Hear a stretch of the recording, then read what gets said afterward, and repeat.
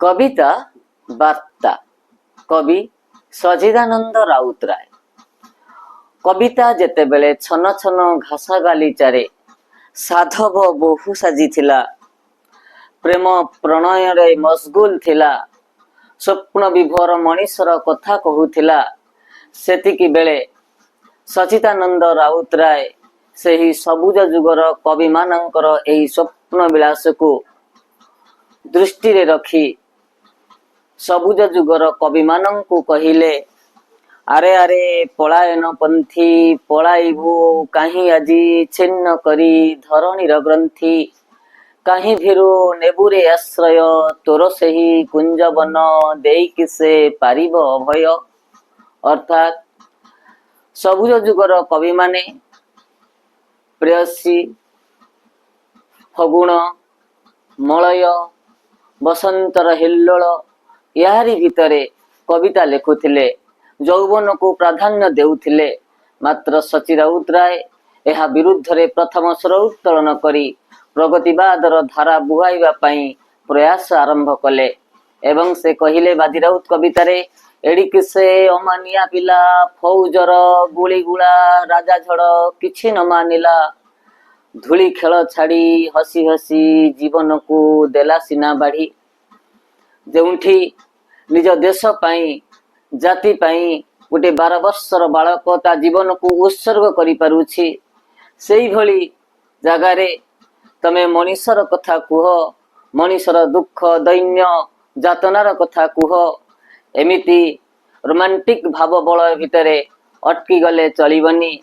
तेणु Karl Marx तत्व, Sigmund Freud तत्व को आधार करी से प्रयोगवादी धारा र प्रयोग आरंभ कले। एही प्रयोगवादी धारा भितरे चित्रकल्प, रूपकल्प, मिथ, सिंबल आदि तांको कविता रे बहुल भाव रे प्रयोग हबार देखागला। आलोच्य कविता वार्ता एक प्रगतिवादी धारार कविता। एही प्रगतिवाद वास्तववाद को आधार करी श्री राउतराय सृष्टि करिसंती पाथेय, अभियान, बाजीराउत, पल्लीश्री, पांडुलिपि, कविता 1962 एमिति अनेक कविता संकलन लिखिचंती। ता छड़ा तांकर गोटे उपन्यास चित्रग्रीव, मशाणीर फूल, माटीर ताज गल्प ओडिया साहित्य को समृद्ध करिबारे वास्तविक से सक्षम होइछंती। ओडिया साहित्य रे नूतन धारा, नूतन भावस्पंदन खेलई देबारे जो पुरस्कार तांको मिलिछि, पद्मश्री उपाधि 1962 मसीह पाइथिले, कविता 1962 पाई केंद्र साहित्य अकादमी पुरस्कार 1963 पाइथिले, ज्ञानपीठ पुरस्कार 1986 रे एवं मायाकोव्स्की कविता पाई 1965 मसीह सोवियत देशरू नेहरू पुरस्कार पाइबारे से सक्षम होइथिले। तबे वार्ता कविताटी एक नूतन वार्ता नहीं आसीछि। मु एई कथा कहिबाकु जाए वार्ता कौन, कथा और वार्ता भितर गोटे छोटिया फरक अच्छी। आमे समस्ते कथा हो ताहा लिखित हो कि कथित हो, किंतु सेई कथा भितरर कथा होउची वार्ता। जेउ कथा किछि मनीष पाखरे वार्ता पहुंचाए, अर्थात तार निर्यास होउची, कोनोसी कथार निर्यास होउची वार्ता। सेई निर्यास को मनीष मानक पाखरे पहुंचाइबा पई सबु कवि गाल्पिक उपन्यासिक प्रयास करिसंती। सेमिति सची राउतराय सबुज जुगर भाव बलय छिंडाई प्रगतिवादर झरणा बुहाइबा पई मनीष समाज को एक वार्ता प्रेरण करिबा पई चाहिछंती। शताब्दीर सिंहद्वारु आसी अछि दूत, आनी अछि वार्ता भविष्यर, जीवनर संभावना जही मूर्तिमान, नाही जही प्राचीर प्रांतर, जाग हे मानव शिशु, जाग नर ब्रह्म, जाग धरी लौकिकर ज्ञान, जाग धरी लौकिकर ज्ञान। शताब्दीर सिंहद्वारु अतीतरु भविष्यत जाए मनीष मानकर जय यात्रा। शताब्दी एक परंपरा, परंपरारु आधुनिक समय पर्यंत मनीषर क्षोभ हताशा को देखई देवा पाई जो समयर धारा बही जाइछि ताहा होउछि शताब्दीर दूत आनिछि वार्ता भविष्यर कथार मूल मंजी कथार मूल तत्व भविष्यतर पीढ़ी माने तांको जीवन को स्वच्छंद करिबा पई गोटे छोटिया वार्ता नहीं आसीछि। एही सुप्त मनीष मानंकु सेमानंको हक जगै देबा पई से वार्ता हुए तो अंटा भिड़िछि।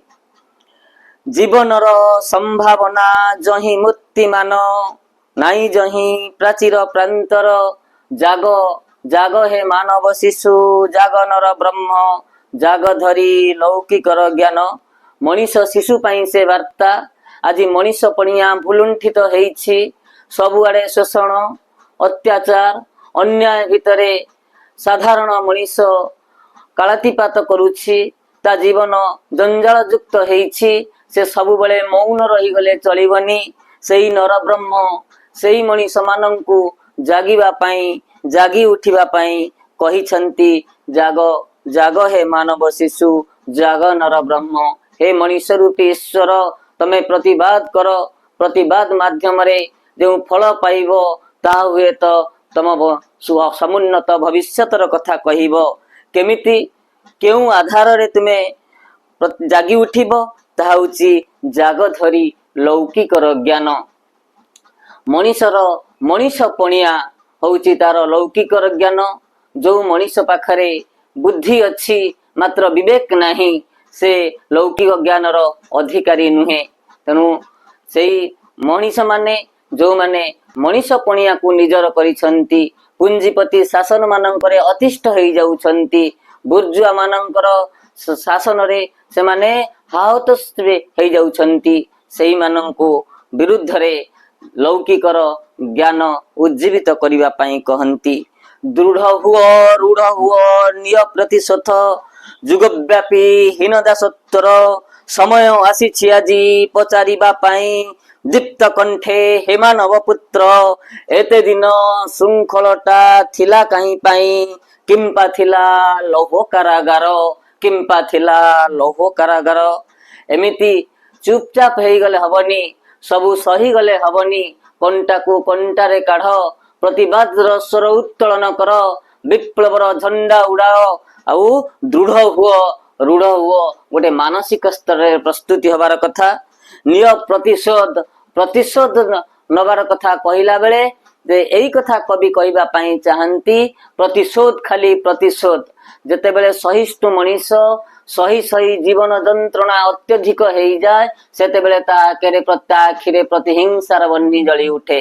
तेणु तुमे दृढ़ हुओ प्रतिशोध नवा पई एक प्रकार मानसिक प्रस्तुत हुओ। जुगव्यापी हीन दासत्वर शताब्दीर सिंहद्वारु अर्थात अतीतरु आरंभ करी आदि जाए जो दासत्व प्रथा रही आसीछि दले शोषण करी आसीछंती तांकर माया ममता बंधन ए सबुर किछि आवश्यकता नाही सेमाने केवल निजर संपत्ति बढ़ाइबा पई चाहिचंती एवं ताहा पुनी शोषित मानकर मेहनती पैसा रे अर्थ रे तांकर श्रम बल रे सेमाने झिटिपिटी हेई पतंग परि शोषि चलीछंती एई मनीष मानंकु। तेणु सेमानंकु दृढ़ हबाकू पड़िबो।